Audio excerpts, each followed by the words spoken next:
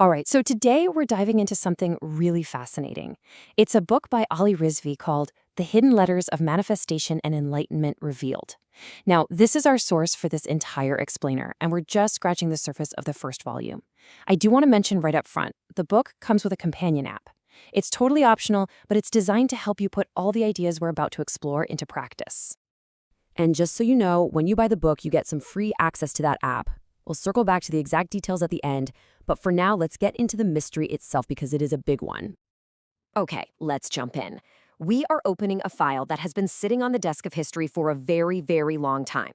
We're talking about a mystery that's literally 1,447 years old, and it's been hidden inside one of the most read books on the entire planet, the Quran. And what's so wild is that this isn't some secret buried in a lost tomb. Nope, it's been right there, printed on billions of pages, recited by millions of people, day in and day out. We're talking about the Muqattaʿāt.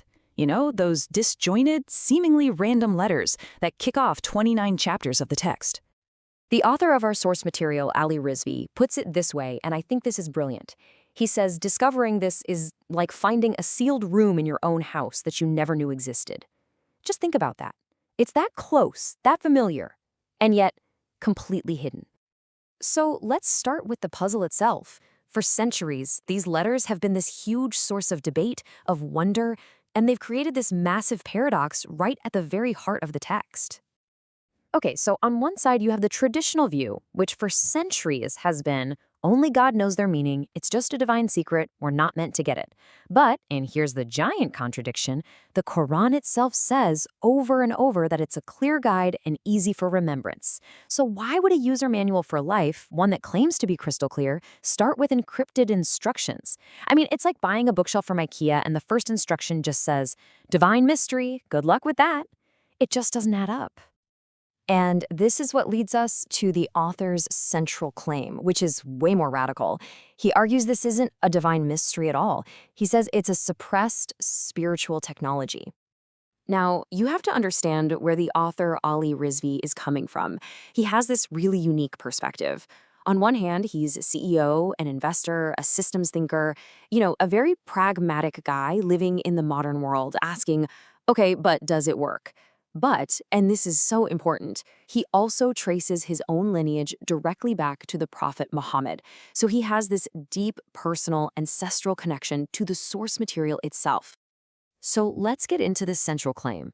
Rizvi uses a really strong word for it. He calls it a hijacking.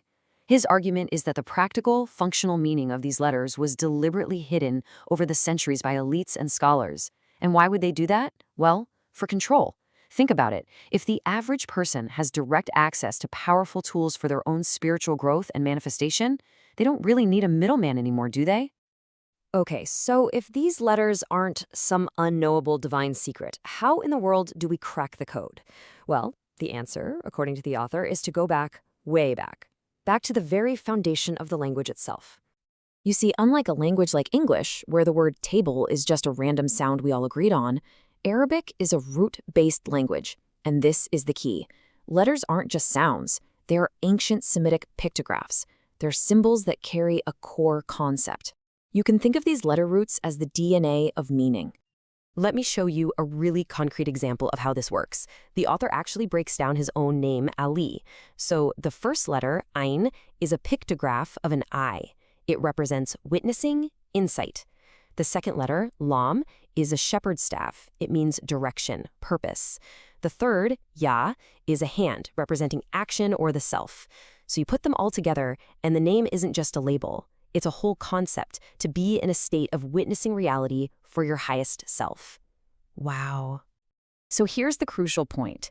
If a common name can hold that much depth, imagine what the so-called mysterious letters must be. They have to be master codes. And once you understand this, it completely transforms common spiritual terms from these passive rituals into active, powerful tools you can use in your daily life. And this changes everything. Take a word like dua. We're taught it means prayer, like you're asking for something, but its root-based meaning is to summon, to invoke, to activate a reality. See the shift? It goes from asking to commanding. Or tasbih. Traditionally, it's seen as glorification, repeating praise. but its root meaning is to glide, to float, like a planet in its orbit. It's about maintaining a state of effortless flow. Okay, this is where the theory gets real. Rizvi presents these letter combinations not as mysteries, but as a set of codes, where each one is specifically designed to tackle the challenges that we all face in our modern lives. So just think about your own life for a second. Do you ever feel completely scattered? Or just stuck in a rut? Or maybe totally burnt out? The author argues that for each of these states, there is a specific code designed to address it. And here are just a few of the most practical ones.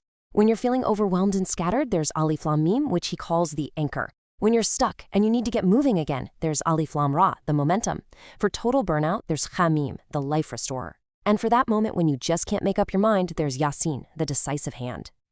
So how do you actually use them? Well, he lays out this incredibly simple 5-minute morning protocol. Step 1, summon.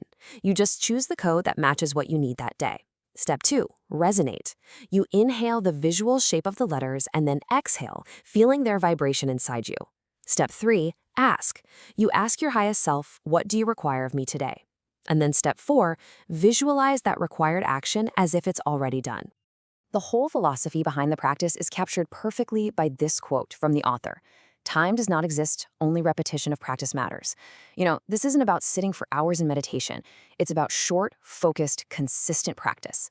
5 really powerful minutes are worth way more than an hour of distracted, half-hearted effort. So, look, the invitation here isn't to just blindly believe any of this. Not at all. It's an invitation to experiment, to become a scientist of your own experience, and actually test these root meanings for yourself. And if you want to run that experiment, the book is available on Amazon in ebook, paperback, and hardcover formats. And remember that optional companion app we talked about? Well, if you get the hardcover, you get 6 months of access for free. The paperback gets you 3 free months, and the ebook comes with 1 free month. And after that trial period, if you love it, you can subscribe, but again, it is completely optional. And that really just leaves us with one final, very provocative thought to chew on. If the author is right about this, then what else is hiding in plain sight? Are we surrounded by powerful, world-changing spiritual technologies that we've been taught to see as just mere historical artifacts simply because we've lost the key to their user manual?